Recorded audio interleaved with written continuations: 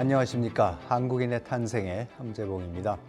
오늘은 동학난에 대해서 동학농민운동에 대해서 말씀을 드려보도록 하겠습니다. 지난 시간에는 김옥균의 암살에 대해서 말씀을 드렸고 김옥균의 암살이 청일전쟁의 도화선 중에 하나라고 말씀을 드렸습니다. 오늘은 또 다른 도화선, 어떻게 보면 김옥균의 암살과 불과 두세 달밖에 차이는 안 나지만 더 중요한 의미에서의 도화선이 된 동학난, 동학농민운동에 대해서 본격적으로 살펴보는 시간을 갖도록 하겠습니다. 한국인의 탄생, 이제 시작하겠습니다.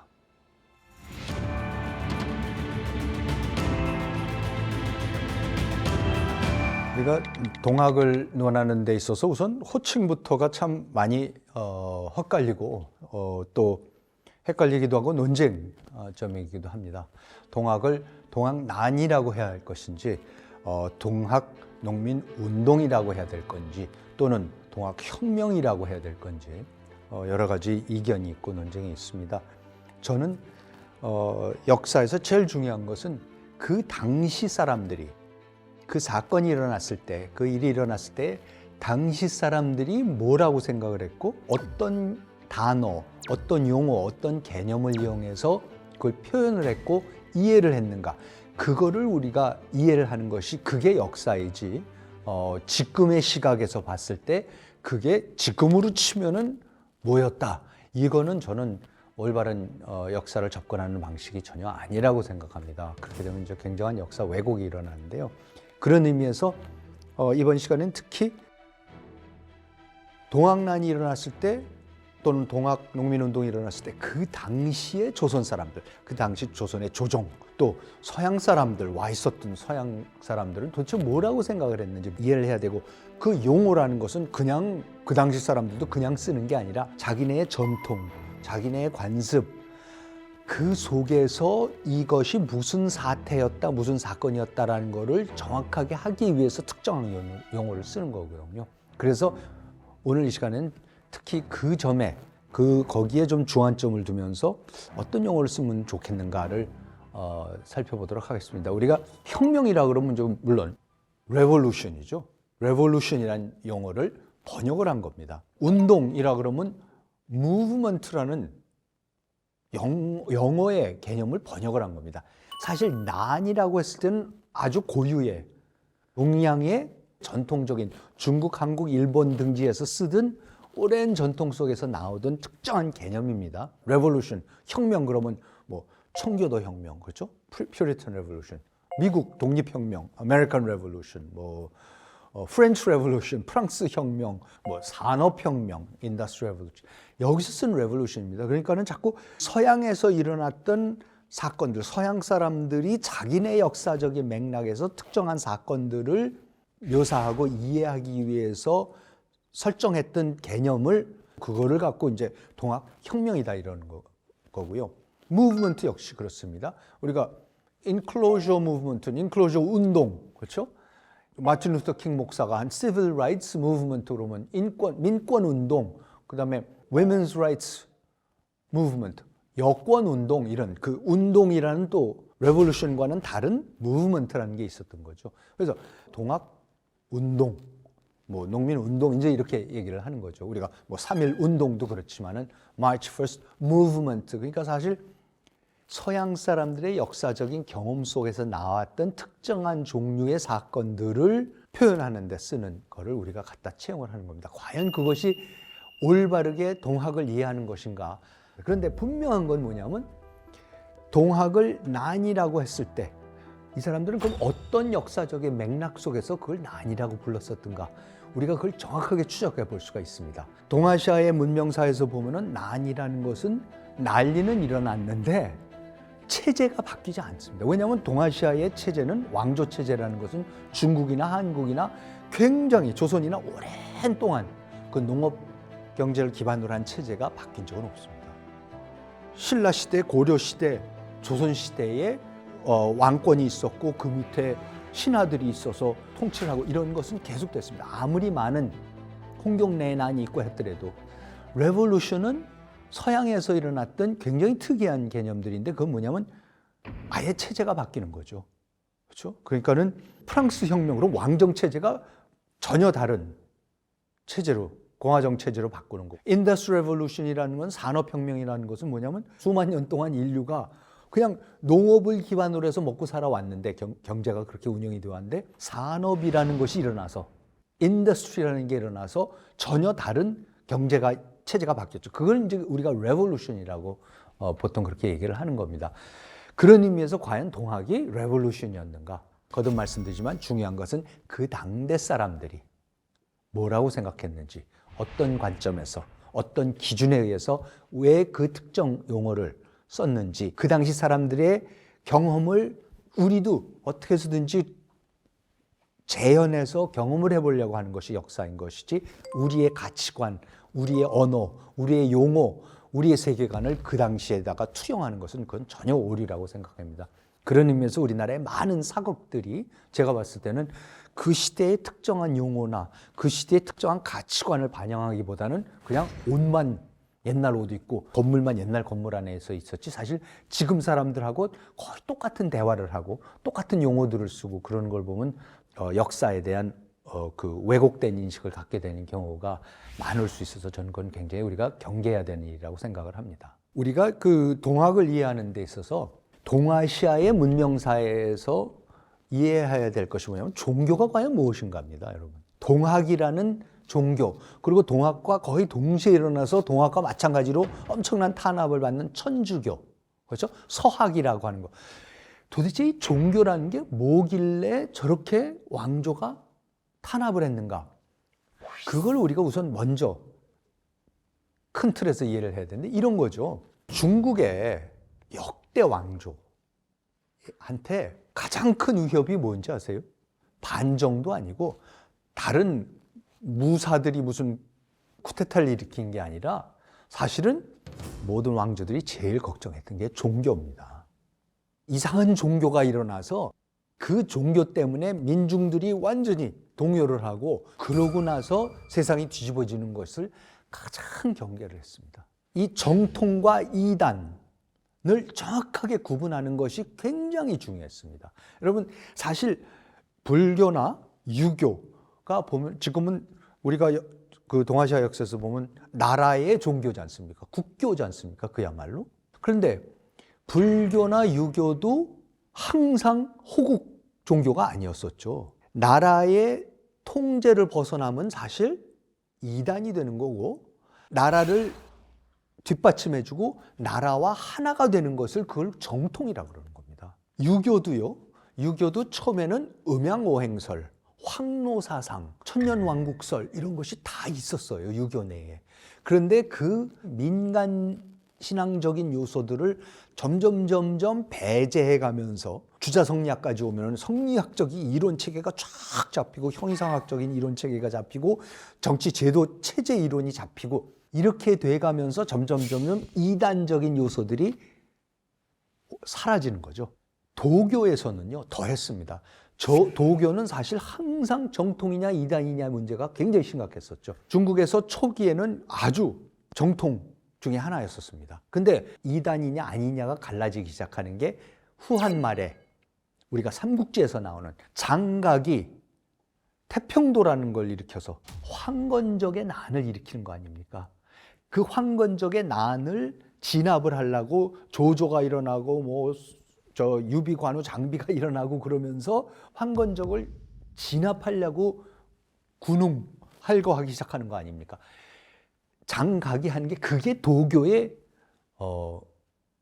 일종이죠. 근데 이런 것들이 하나하나 제거가 돼 나가기 시작하는 겁니다. 그러면서 정통이 이제 생기게 되는 거죠. 그러면서 도교는 굉장히 정통의 역할을 하기 힘든데, 오늘 이제 동학의 얘기를 하기 위해서는 지금 이 중국의 종교의 역사를 대충 알아야 되는 거고, 그리고 그 중에서도 특히 이 도교의 태평도, 황건적의 난, 이 얘기를 알아야 됩니다. 왜냐하면은 동학이 일어났을 때 제일 먼저 조선 조정이 동학이 뭘까? 제일 먼저 비유를 했던 게 이게 황건적의 난과 같은 것이다라고 하는 얘기가 나오기 시작을 합니다. 이 이단이냐 아니냐에 있어서 가장 중요한 분기점은 차이는 뭐냐면 역대 왕조들이 항상 그게 유교가 됐든 불교가 됐든 도교가 됐든 제일 경계하는 게 뭐냐면 천년왕국설입니다. 종말론입니다. 지금 기존 체제가 곧 무너질 것이다. 그리고 새 시대가 열릴 것이다. 이런 얘기를 자꾸 하면은 그러면 기존 체제의 왕조로서는 위협으로 느낄 수밖에 없는 거죠. 그러니까 항상 천년왕국설 종말론이 나오는 것을 이단으로 치부를 합니다. 종말론이 뭐랑 겹치는 겁니까?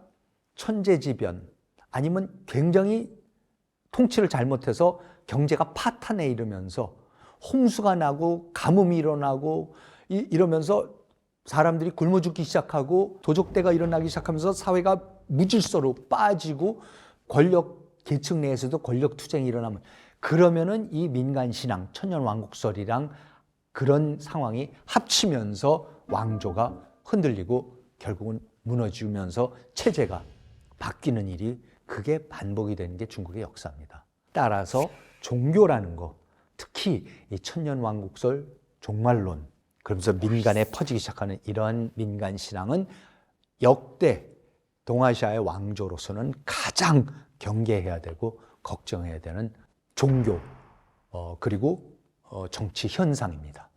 동학이 일어나니까 1864년 4월 7일 고종실록에 이런 기사가 있습니다.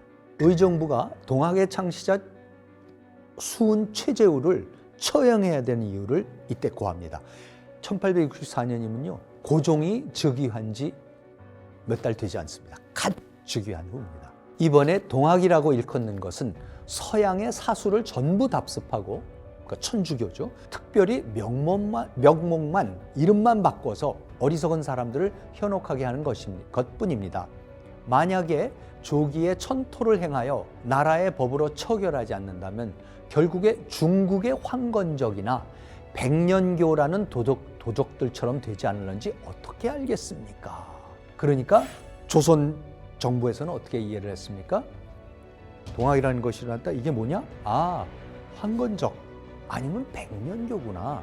그런 종류구나 라고 딱 이해를 하는 거죠. 뭐 황건적은 우리가 삼국지에서 봤던 얘기고 백년교 같은 거는 우리가 중국 무협지 같은 데 보면 그 강호에서 자기네들끼리 백년교도들끼리 뭐를 조직을 해가지고는 꼭 조정에 반대를 하고 그러니까 중국 사람들의 머릿속에 그리고 조선 사람들의 치자들의 머릿속에는 항상 경계해야 되는 것이 황건적이나 백년교 같은 건데 마침 동학이 그거에서의 일종이다 이렇게 이해를 해버리는 겁니다.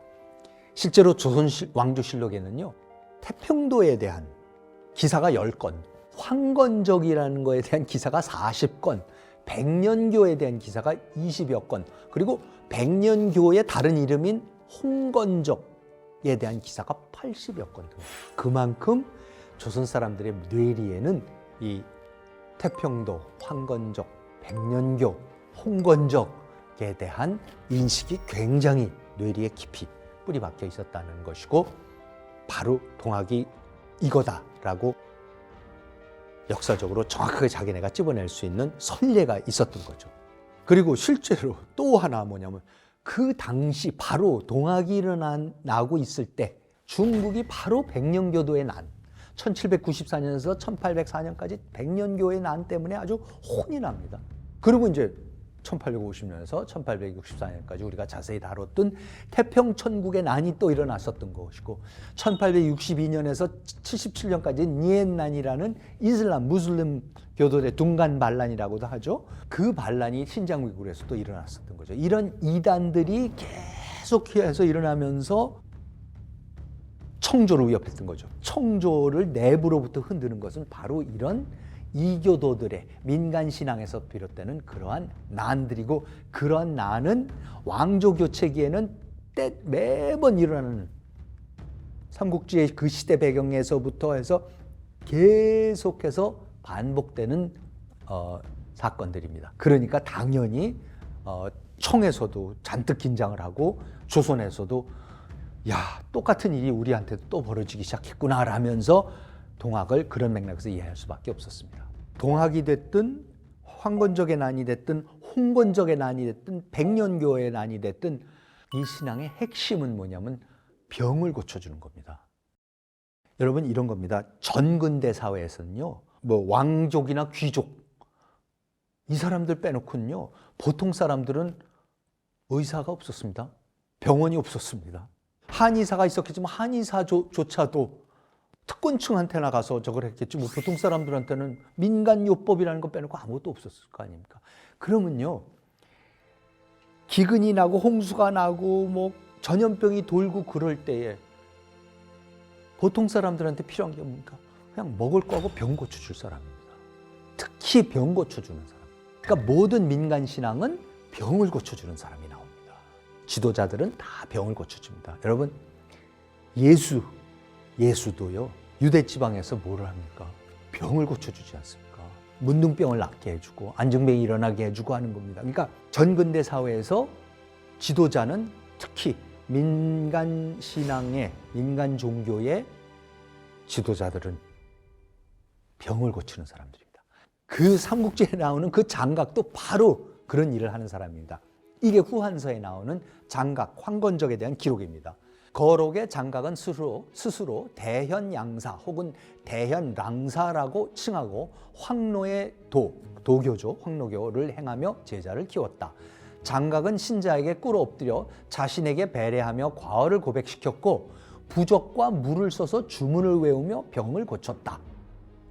환자들이 잠옷 병이 나으니 사람들은 그를 신앙하기 시작했다. 장각은 이에 제자 8사람을 사방으로 보내어 선한 길로서 천하를 교화시켜 제자들은 차제의 사람들을 미혹하게 되었다. 10여 년 사이에 신자 무리는 수십만이 되었으니 군국이 서로 결맹하게 되었다. 청주, 서주, 유주, 기주, 형주, 양주, 예주 등 8개 주의 사람들 가운데 이에 응하지 않는 자가 없었다. 여러분, 너무나 놀랍지 않습니까? 성경에서 나오는 예수의 활약하는 상, 그렇죠? 얘기나 동학의 얘기나 나중에 나오겠지만, 그리고 이런 얘기는 뭐니까? 사람들의 병을 고쳐주고 그 사람들에게 올바로 살으라 그러고 그걸 가르쳐서 제자들을 해갖고 퍼뜨려서 그 사람들을 올바른 길로 이끌기 시작했다.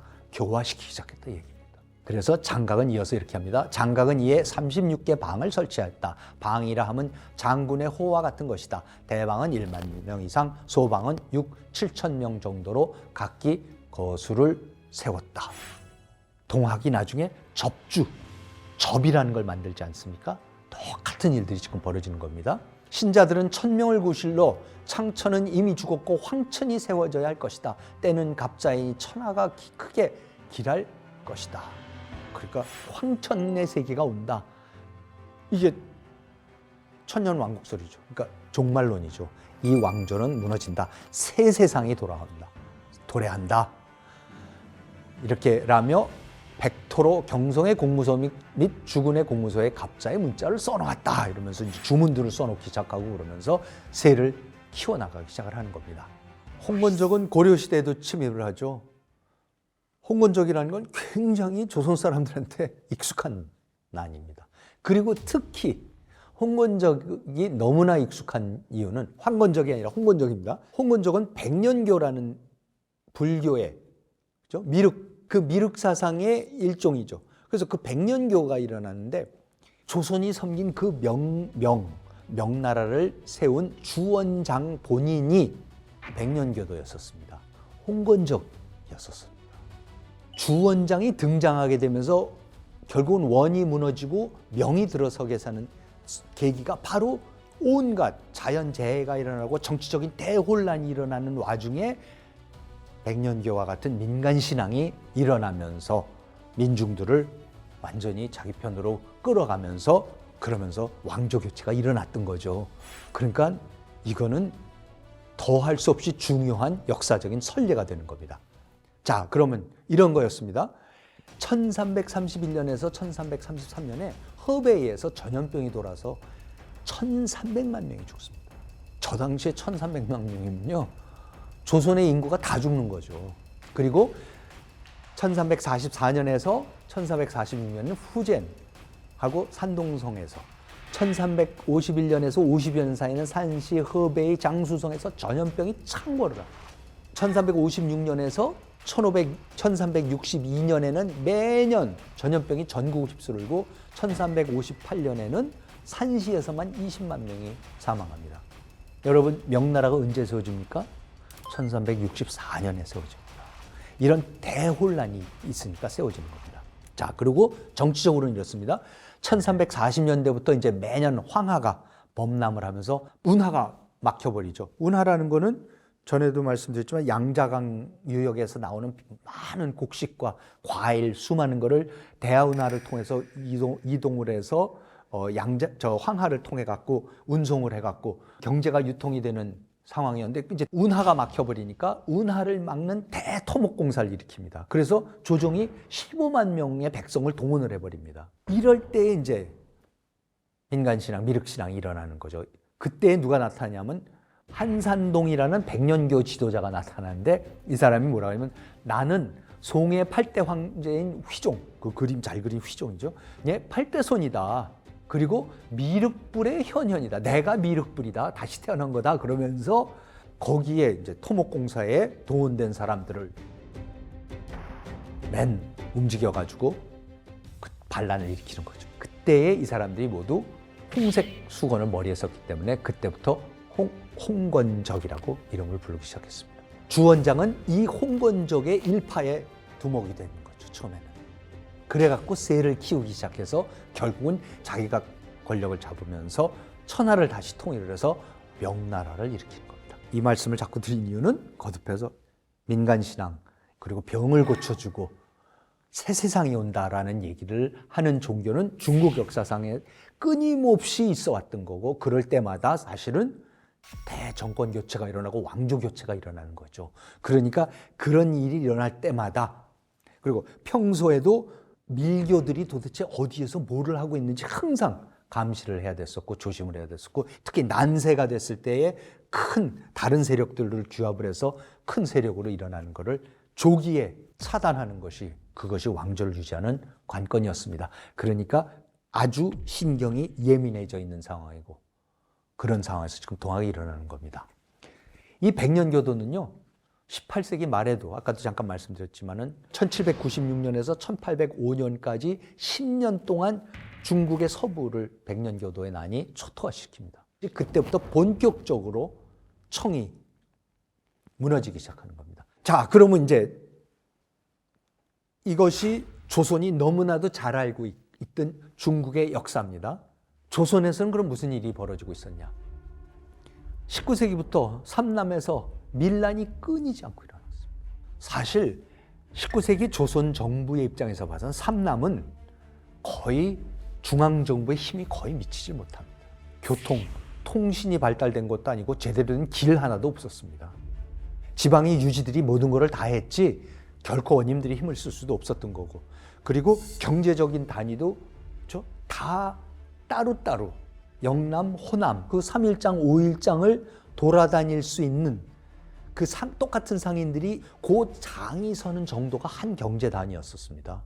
말이 같은 나라지 중앙조정에서 거의 이쪽을 직접 통치를 하는 것이 굉장히 힘들었습니다. 특히 19세기까지 들어와서 조선의 정부의 힘이 무너지고 재정이 고갈된 상태에서는 더욱더 그랬습니다.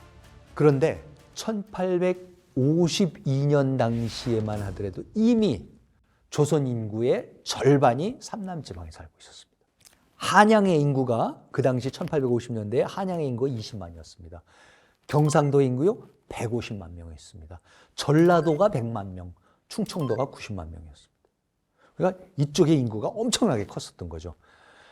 그리고 중요했던 게 뭐냐면 삼남지방에서는 각종 종교가 그렇게 성했었습니다. 특히 경상도의 종교가 그렇게 성했었습니다. 불교는 원래 뭡니까?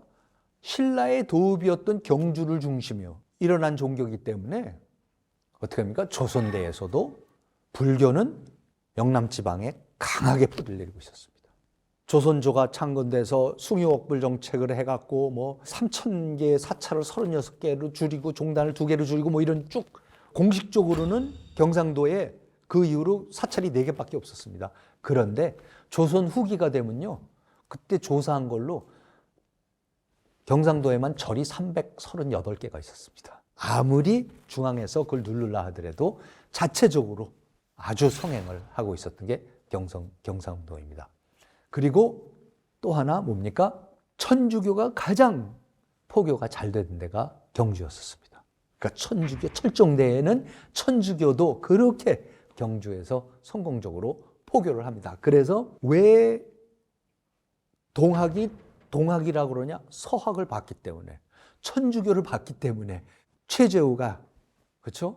수훈이 경상도 경주 출신으로서 너무나 천주교를 쉽게 접할 수가 있었던 거죠. 그래서 그 천주교가 아닌 서학이 아닌 동학이라고 했던 겁니다.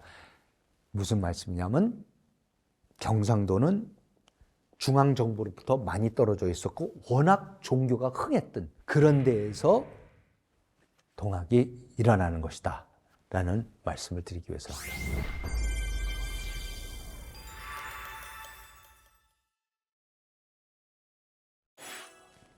자, 그럼 수훈 최재우가 누구냐? 수훈은 1824년 12월 24일 경주에서 30리 떨어진 가정리라는 데서 태어납니다. 아명은 복술, 그래서 실록에도 보면 최복술 이렇게 나옵니다.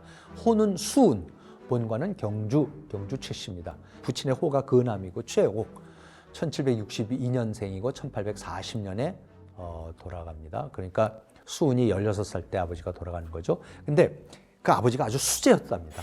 아주 수재로 이름이 났는데 9차례나 과거에 낙방하고 결국 해서는 53세, 53세 과거를 포기하고 학문에만 전념하겠다. 그래서 영남에서 아주 그 유명한 유학자로 여생을 지냅니다. 그런데 그 최재우의 아버지 최옥이 첫 번째 부인과 자식들을 다 전염병으로 잃고 두 번째 그 부인을 맞이하는데 근데 또 둘째 부인이 딸밖에 못 낳습니다. 그래서 조카를 결국 양자로 드릴 수밖에 없고 그리고 두 번째 부인이 돌아간 다음에 그 다음에 경주의 금청리라는 데 사는 과부 한 씨를 소실로 맞이합니다. 그게 누구냐면 바로 수훈의 어머니, 최재우의 어머니가 됩니다. 그래서 수훈은 아버지가 63일 때 그때에 태어납니다. 후실의 자식으로. 자, 그러니까 어떻게 됩니까? 서출이죠.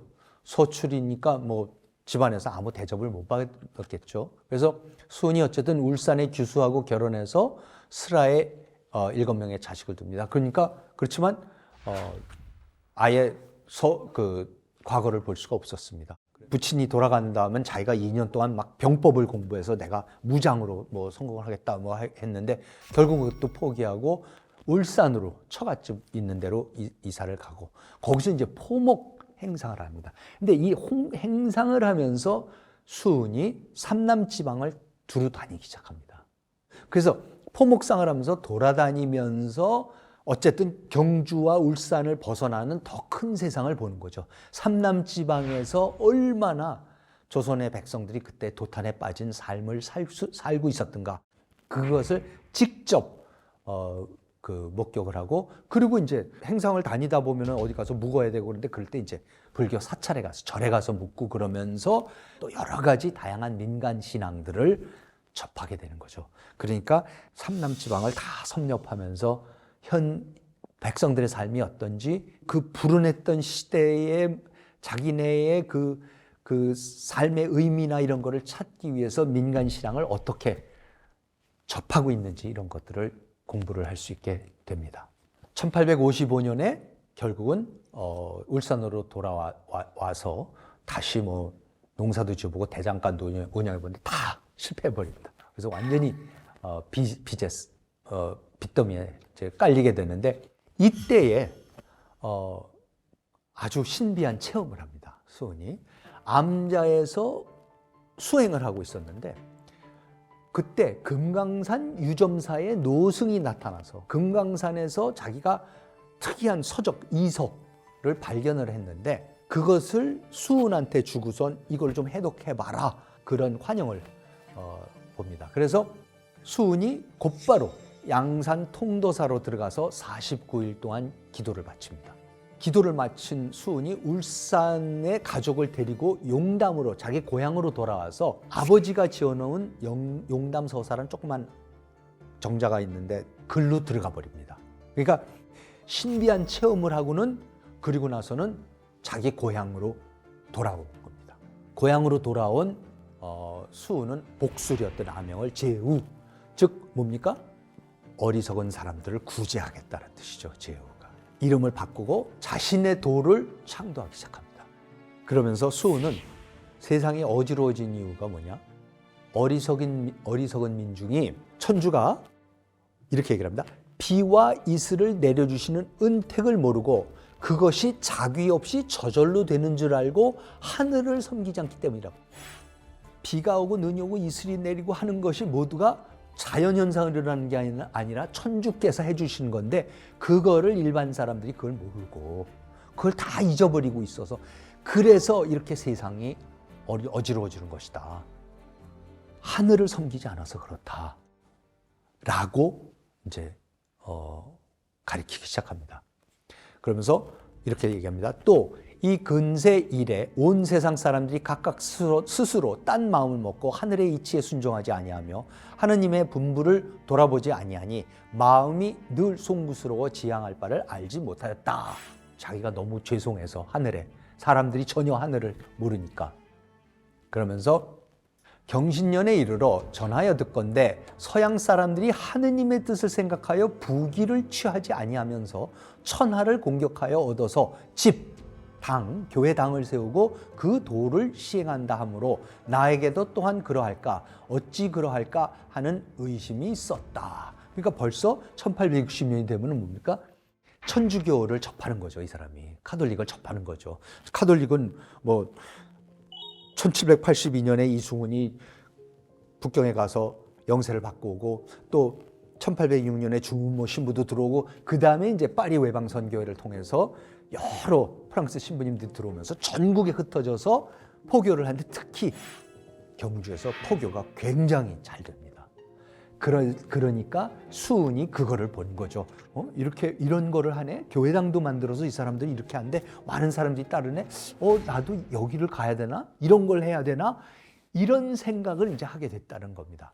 그러다가 1860년 4월 5일 본인이 상제 체험을 합니다. 뜻밖에도 4월에 마음에 한기가 들고 몸이 전율하여 병 증세를 잡을 수 없으며 말로 형상할 수 없는 즈음에 어떠한 신선의 말이 호련히 귓속에 들어오는 것이 있었다. 놀라 일어나 케어 물은데 무서워하지 말고 두려워하지 말라. 세상 사람들은 나를 하느님이라고 일컫는다. 너는 하느님을 알지 못하는가? 라고 말씀하셨다. 그 강림하신 까닭을 묻자온데 이르시기를 내 또한 보람이 없는 연고로 너를 세상에 낳아서 이 법을 사람들에게 가르치게 하겠다. 의심하지 말고 의심하지 말라고 하셨다. 그러면서 서도로서 사람을 가르칩니까? 그러니까 그러면 저보고 천주교가 되라는 거 말씀이십니까? 하니 그렇지 않다. 나에게는 신령스러운 부험이 있으니 그 이름은 선약이며 그 모습이 태극이고 또 그 모습이 궁궁이다. 나의 이 부험을 받아 사람들을 병드는 데서 건져내며 나의 주문을 받아서 사람들로 하여금 나를 위하게 한다면 내가 또한 길이 살아서 덕을 천하에 펼칠 것이다 라고 말씀하셨다. 내가 또한 그 말씀에 감동하여 그 부험을 받아 글씨 써서 불사른 재를 물에 타 먹어보니 몸이 윤택해지고 병이 나음에 바야흐로 곧 선약임을 알겠더라. 이것이 병의 사형됨에 이르러서는 어떤 사람에겐 나음이 있고 어떤 사람에겐 나음이 없는 연고로 그 까닭을 알 수 없었는데 그 원인을 살펴보니 참되고 또 참되어 하느님을 지극히 위하는 사람에게는 번번이 적중됨이 있고 도와 덕에 순종하지 않는 사람에게는 일일이 효험이 없었다. 이것은 받은 사람의 정성과 공경이 아닌가 그런 겁니다. 그러니까 마음이 신실하고 하늘을 공경하고 받드는 사람한테는 영험한 치유법이 있다는 거죠. 그러면서 그 치유법까지 그 약까지도 받아서 그거를 이제 믿음을 마음속으로 하나님을 진짜 믿는 사람들한테 주니까 백발백중 병이 낫더라. 그러면서 이 동학이 퍼지기 시작합니다. 내용이 용담유사, 나중에 이대 교주 최시영이 구술을 하는 그 용담유사. 수은 최재훈은 본인은 책을 지은 것이 하나도 없습니다. 수은이 구술한 거를 나중에 최시영이 이렇게 들었다 그러면서 구술을 한 거를 책으로 만든 것이 그게 지금 전해지는 겁니다. 그 안심가에 이런 내용이 나옵니다. 모자가 마주 앉아 손을 잡고 우는데 하느님이 이르시되 지각 없는 인생들아 삼신산 불사역을 누구나 보겠느냐. 미련한 이 인생아 내가 다시 그리고 불살라 남은 죄를 기도하며 물에 타서 천천히 삼켜보라. 이 말씀 들은 후에 밥비 한 장 그려내어 물에 타서 먹어보니 냄새 없고 맛없으나 느낌은 특별하여 그럭저럭 먹은 것이 수백 장 되었네. 8달쯤 지나니 가는 몸이 굵어지고 검던 낯이 희어졌네. 어와 세상 사람들아 신선풍채내 아닌가. 좋고도 또 좋구나. 몸과 얼이 다 좋구나.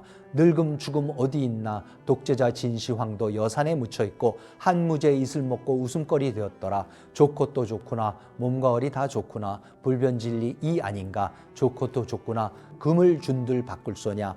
은을 준들 바꿀 소냐. 찬송가 같은 거죠. 아니면 기도문 같은 거죠. 주기도문 같은 거. 사람들이 민중들이 쉽게 이해할 수 있고 자기네 종교의 그 내용을 쉽게 외우고 남한테 전수할 수 있는 그러한 노래들을 이제 만들어주는 거죠. 그런데 자, 수은은 경주 사람입니다. 그리고 진짜 경주를 우주의 중심으로 봅니다. 우주의 중심이 경주입니다. 경주는 아까도 말씀드렸지만 뭡니까? 불교뿐만 아니라 도교, 신선마을 이런 것이 경주에는 굉장히 많이 있습니다. 경주가 또 얼마나 유교가 강합니까? 유학도. 유학의 중심이기도 하죠. 유교, 불교, 도교를 의 발원지이고 중심지인 그 경주의 경험을 다 합치는 거죠. 그래서 경주가 우주의 중심이다. 그런데 저는 이게 이제 우리가 동학을 이해하는데 중요한 부분이라고 생각하는데 결국은 경주가 중요한 이유는 수은이 봤을 땐 이게 작은 중국이라고 본 거죠. 그러니까 다시 말씀드리면 동학도 역시 중화 사상이 굉장히 강합니다. 경주가 중요한 이유는 그것이 중국 곤륜산의 한 줄기가 뻗어 내려와서 형성된 작은 중국, 즉 소중화죠.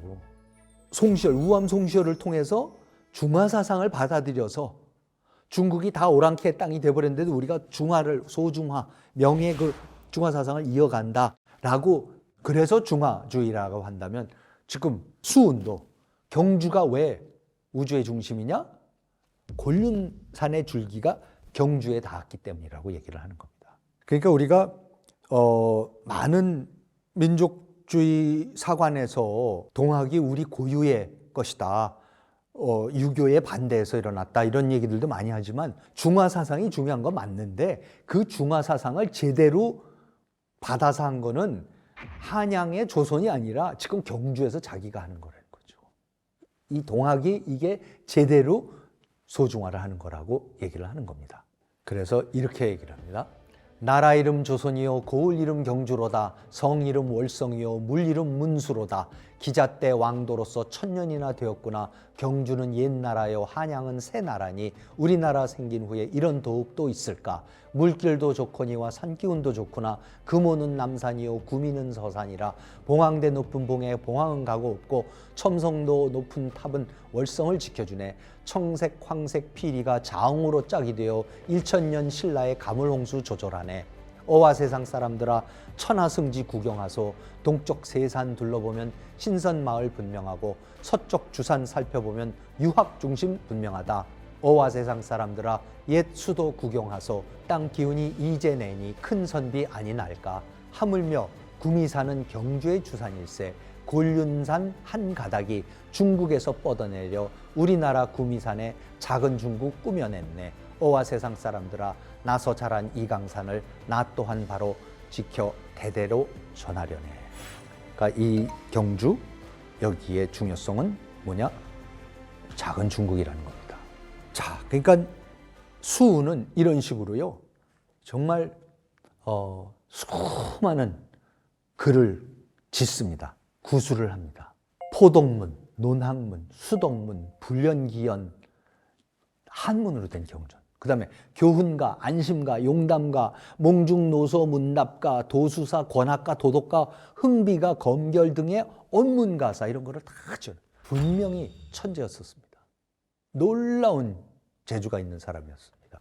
이 구술을 또 해월 최시영이라는 걸출한 제자가, 그러니까 사도 바울 같은 경우가 되겠죠. 굳이 비유를 하자면은 그거를 다 받아가지고 그거를 그대로 구술을 하면서 한문으로 된 동경대전, 그 다음에 언문으로 된 한글로 된 용담유사를 또 구술을 해서 그걸 출판을 다 해서 퍼뜨리기 시작하면서 쉽게 역사를 설명하고 우리의 전통을 설명하고 유래를 설명하고 하는 그러한 것들을 글들을 지어내면서 점점 교세를 확장해 나가기 시작을 합니다. 그래서 수훈은 경주가 중심인 그 유교, 불교, 도교를 다 통합을 시킵니다. 그래서 동경대전의 포동문, 논학문, 수덕문에는 150개의 고유명사가 등장한다고 하는데요. 대부분 수, 복, 오래 사는 거, 복과 관련된 도교, 불교, 풍수설의 용어들이 대부분입니다. 그리고 기도문을 지어서 글을 모르는 층들도 쉽게 동학의 교리를 암송하고, 그렇죠? 전파할 수 있는, 뭐 천주교에서도 당연히 카톨릭에서도 수많은 기도문들을 암송을 하지 않습니까? 종교개혁이 일어나서 개신교가 일어날 때 가장 큰 역할을 한 것 중에 하나가 찬송가입니다. 마틴 루터 같은 사람들이 찬송가라는 걸 처음으로 짓기 시작을 해서 노래들을 퍼뜨리기 시작하죠. 그 노래들을 부르기 시작하면서 개신교도들이 돼갑니다. 프랑스가 그랬고 어디 네덜란드도 그렇고 독일도 그랬고 다 노래를 시켜서 똑같습니다. 여기서도 가사들을 부르게 해갖고는 쉽게끔 사람들이 교리를 이해하고 퍼뜨릴 수 있게 말합니다. 그래서 대표적인 게 삼칠주, 뭐 장생주라고 하는 동학의 주문인데, 지기금지, 원위대강, 시천주, 조화정, 영세불망, 만사지, 뭐 이런 거를 이제 쭉 외우게, 모든 사람들이 외우게 하는 겁니다. 사실 어떻게 보면요, 수는 자신이 이렇게까지 이게 교세가 커질 거라고 생각했는지도 사실 모르겠습니다. 어떻게 보면 자신의 개인적인 그 경험을 통해서, 어려운 경험을 통해서, 그리고 주변에 이제 친지들한테, 동네 사람들한테 그냥 좀 마음의 평안을 주고 이렇게 해주려고, 글쎄요, 뭐 충고하는 얘기들, 가훈, 교훈, 이런 것들이 결국은 그 시대적 상황이 너무나 힘들고 그러니까 정부의 지금 체제에 저항하는 공동체의 모습으로 점점 변해가는 겁니다. 그러면서 동학이 급속하게 퍼져나갑니다. 1863년 1월 28일 선전관 정운귀가 동학을 이제 조사를 하고 나서 서계를 올린 게 있습니다. 조령에서 경주까지는 400여리가 되고 주군이 모두 10개나 10여 개나 되는데 거의 어느 하루도 동학에 대한 이야기가 귀에 들어오지 않는 날이 없었으며 주막집 여인과 산골 아이들까지 그 글을 외우지 못하는 자가 없었습니다. 그리고 위천주라고 명명하고 또 시천주라고 명명하면서 조금도 부끄러워하지 않고 또한 숨기려고도 하지 않았습니다. 그러니 얼마나 오염되고 번성한지를 이를 통해서 알만합니다. 그것을 전파시킨 자를 염탐해 보니 모두 말하기를 최 선생이 혼자서 깨달은 것이며 그의 집은 경주에 있다고 하였는데 만 사람이 떠든 것이 한 입으로 집거리는 것과 같았습니다. 그래서 신은 경주에 도착하는 날부터 장시와 사찰 사이에 출몰하면서 나무꾼과 장사치들과 왕래하니 혹은 묻지도 않은 말을 먼저 꺼내기도 하고 혹은 대답도 하기 전에 상세하게 전해주었습니다. 이 자들은 서로 물들여 도당을 이룬 죄로 조율하면 처음부터 피차와 천심의 구별이 없으니 전부 처분을 내린다고 해도 아까울 것이 없지만 생명을 소중히 여기는 대왕 대비의 덕을 받들어 억지로 차등을 두었습니다. 정학이 밝아지지 못하고 사설이 횡행하므로 혼란을 좋아하고 재화를 즐기는 무리들이 거짓말과 헛소문을 퍼뜨려 점점 젖어들고 익숙하게 하여 결국 이 지경에까지 이르렀습니다. 그러면서 이렇게 결론을 내립니다. 경상도는 우리나라에서 노나라, 그렇죠? 공자가 살았던 태어난 노나라나 추나라와 같이 음악 소리와 글 읽는 소리가 그치지 않던 고장이었으나 이런 일종의 요사스러운 무리들이 나타나서 많은 도당을 집결하게 이르렀습니다. 이야말로 음과 양이 사라지고 자라나는 기회와 같은 것입니다. 삼가 등대한 자리에서 따로 진달하려고 합니다만 먼저 이런 내용으로 행위하는 것이 어떻겠습니까? 하니 윤호하였다. 이제 안 된다라고 금지한다라는 포고령을 내리겠습니다. 하니 고종이 윤호합니다. 즉위하고 나서 가장 거의 최초로 하는 일 중에 하나가 이 수은 최재우의 처형입니다. 그래서 수은은 1863년 체포되어서 1864년 4월 15일 대구에서 순교합니다. 우선 대구에서 처형됐다는 것은 굉장히 중요합니다. 뭐냐면은 나라에서 봤을 때 이게 아주 심각한 위협이라 그러면은 꼭 한양으로 압송을 합니다. 한양으로 압송을 해서 취조를 하고 죽이는데 문초를 하고 그러는데 여기서는 대구 가명에서 그냥 처형을 하고 그리고 시신도 다 유가족들한테 내줬습니다. 그 얘기는 뭐냐면 이때까지만 하더라도 그렇게까지 심각한 일이라고 사실 생각들 안 했던 거죠. 다만 백년교, 그렇죠? 황건적 이런 거 같이 될 수가 있으니까 우리가 좀 미리 좀 빨리 뿌리 뽑자라고 일을 단행을 했었던 겁니다. 그런데 수은의 처형으로 인해서 그리고 탄압으로 인해서 결국은 동학 교도들이 수은의 가족들과 제자들 그렇죠? 이런 사람들이 전부 다 경주를 떠나게 됩니다. 그러면서 역설적으로 탄압을 하니까 경주 중심으로만 있었던 동학이 어떻게 됩니까? 전국으로 퍼지는 계기가 됩니다. 해월 최시영이 2대 교주가 되면서 아까 말씀드린 대로 교주의 그 말씀들을 전부 다 자기가 그걸 책으로 다 인쇄를 해서 경전을 만들고 경주 대전을 만들고 그리고 용담유사를 만들어서 퍼뜨리기 시작합니다. 그러면서 점점 이 사람들이 우리 교주께서 너무 억울하게 돌아가셨다. 유교를 갖다가 부정하는 것도 아니고 그런데 우리를 왜 그러냐 그러면서 교조 신원운동을 벌이기 시작하는 거죠. 그러니까 교조의 명예를 회복해달라. 그래서 교조 신원운동을 벌이기 시작하면서 점점 정부와 부딪히기 시작하는 겁니다.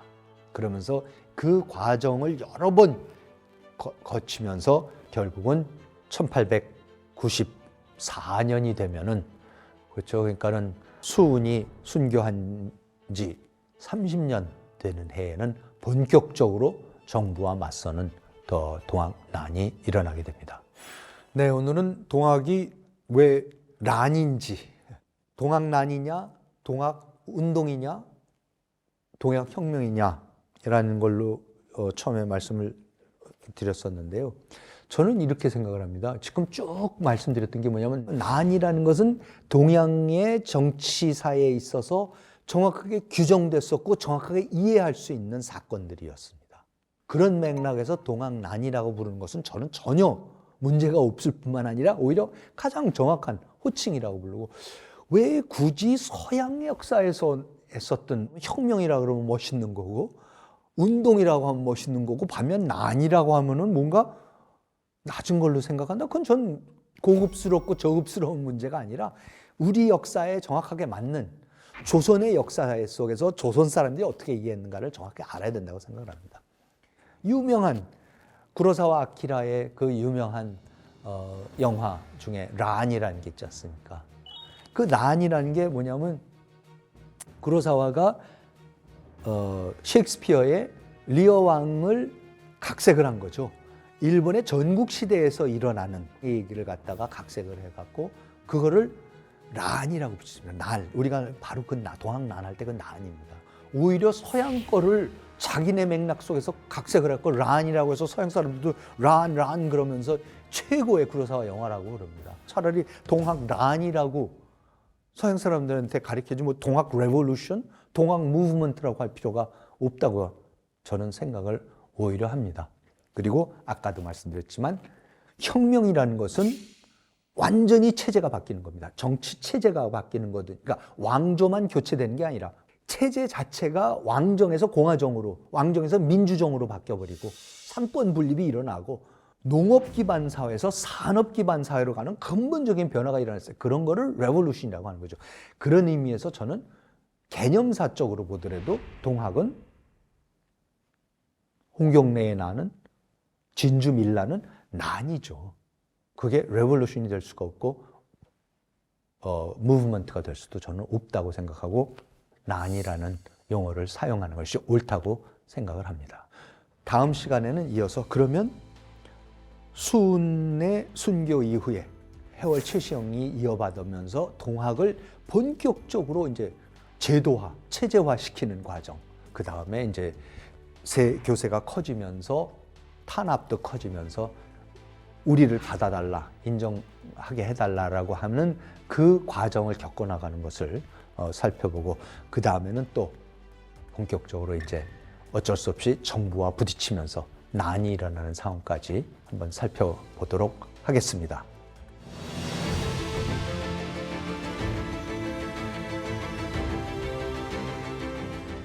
역사적인 사건과 인물들을 통해서 한국인의 정체성을 탐구해보는 한국인의 탄생. 오늘은 이만 마치도록 하겠습니다. 시청해 주셔서 감사합니다.